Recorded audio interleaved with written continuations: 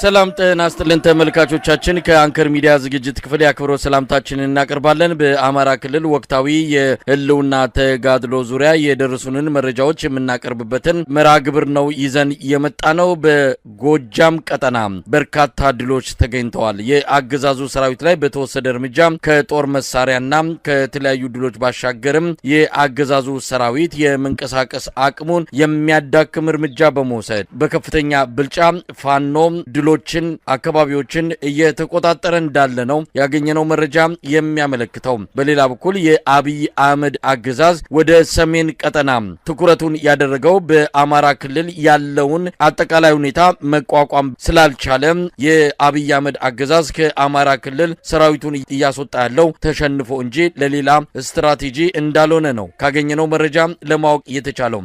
አርበኛ ማንዴላ እያዩስም በታወጀው ዘመቻ በበለሳ ደጎማ ግንባር በተደረገ ተጋድሎ ጠንካራ የተባለ አገዛዙ ኮንክሪት ምሽግ ተሰብሮ ከ70 በላይ የመከላከያና የሚሊሻ አባላት ሰለባ መሆናቸው ተገለጸ።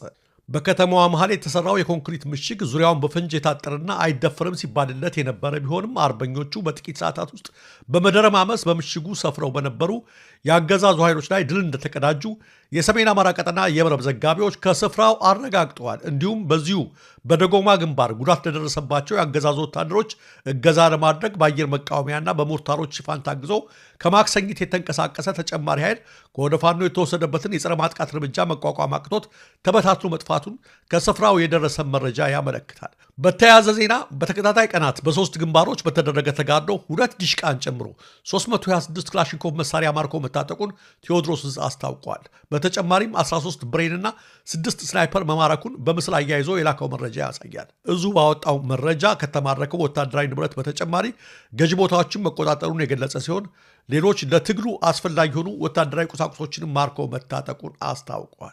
ቀደም ሲል በመግቢያ ላይ እንደገለጽኩት የአብይ አህመድ አገዛዝ በአማራ ክልል እየገጠመው ያለውን መጠነ ሰፊ ወታደራዊ ኪሳራ መቋቋም እንዳቃተው ለዚህም ሌላ ሰበብ ምክንያት እየፈለገ እንዳለ የብልጽግናው አገዛዝ በዋናነት አብይ አህመድ በአማራ ፋኖች ተሸነፍኩ የሚለውን ትርክት አሸናፊ ሆኖ እንዳይወጣ ይልቅስ ሌላ አሸናፊ ኃይል እየፈለገ ያሸነፈን ህዋት ነው ያሸነፈን ሻዕቢያ ነው የሚል ምክንያት እየፈለገ ለራሱ የሚጽናና እንደሆነ በደንብ የተረዳንበት ሁኔታ ነው ያለው። ፋኖ በራሱ ቅድ በራሱ ኃይል በራሱ መስዋዕትነት ድል ሲያስገኝ ከጀርባው እከለ ያለ እነዚህ ናቸው የሚደግፉት እያለ የፋኖን ድልና የፋኖን ተጋድሎ ለማጣጣል የሚሄድበት ርቀት አሁን በተለይም ሽንፈቱ ሙሉ በሙሉ ገሃድ እየወጣና የአደባባይ እውነት እየሆነ ሲመጣ ወደ ሌላ አካባቢ ሰራዊቱን በማንቀሳቀስ የተሸነፍኩት ወይም ደግሞ አማራ ክልል ላይ የፋኖ ኃይሎች የበላይነትን ያዙት ሰራዊቱን በማስወጣቴ ነው የሚል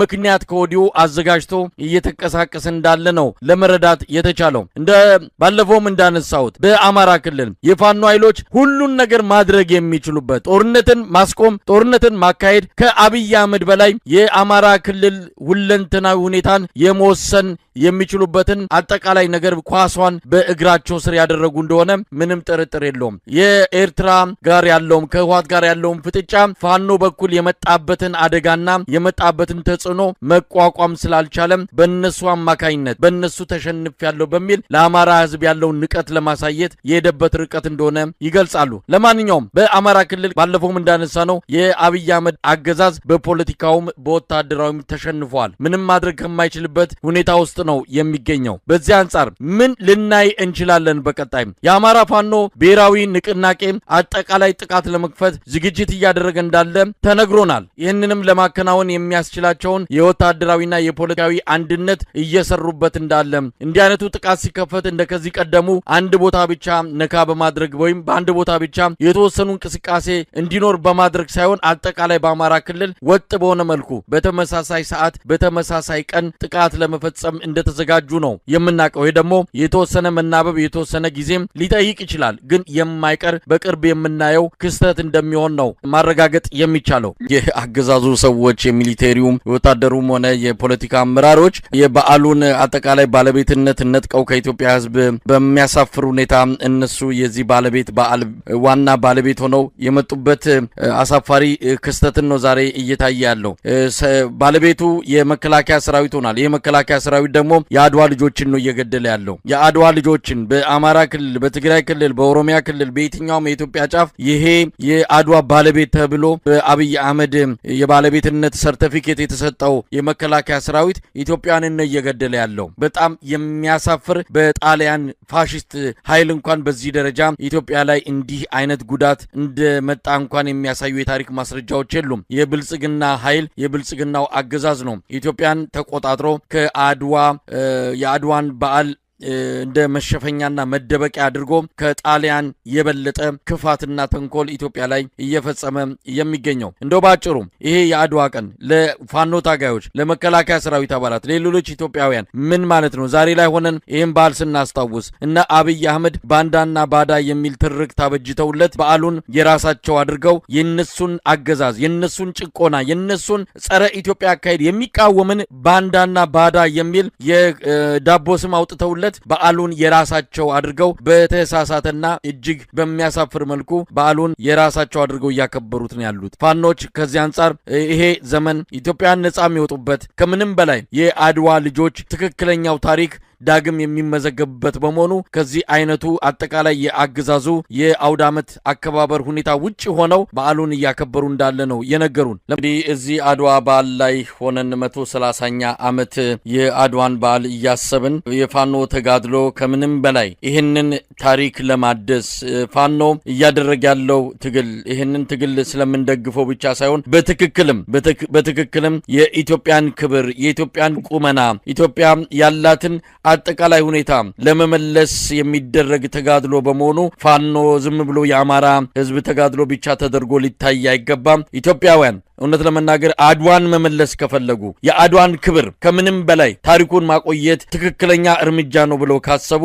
ከፋኖ ትግል ጎን ነው መሰለፍ ያለባቸው። እና አዳነች አቤቤ ብልጭልጭ አምፖል ዘንባባ መትከልና ዲም ላይትን በየቦታው ማስቀመጥ የአድዋን ታሪክ የሚመልስ የአድዋን ታሪክ የሚደግም አድርገው ራሳቸው የተሳሳቱበትን ብቻ ሳይሆን በበታችነት ስሜት እያቀነቀኑ ያሉትን አጀንዳ ለሌሎች ወጣቶችም እንዲተላለፍ የሚያደርጉበትን እንቅስቃሴ መግታትና ይህንን በአንድም ይሁን በሌላ እንዲቆም አድርጎ ኢትዮጵያን የማዳኑ ኃላፊነት ከፋኖ በተጨማሪ የመላው ኢትዮጵያውያን ኃላፊነትና የቤት ስራ እንደሆነ ይህንን በደንብ አስረግጦ መግለጽ የሚገባ ጉዳይ ነው። ለማንኛውም በድጋሚ ለመላው የኢትዮጵያ ሕዝብ እንኳን ለ130ኛው ዓመት የአድዋ በዓል አደረሳችሁ እንላለን። ለማንኛውም በዚህ ዙሪያ ላይ ምን ማለት ይቻላል?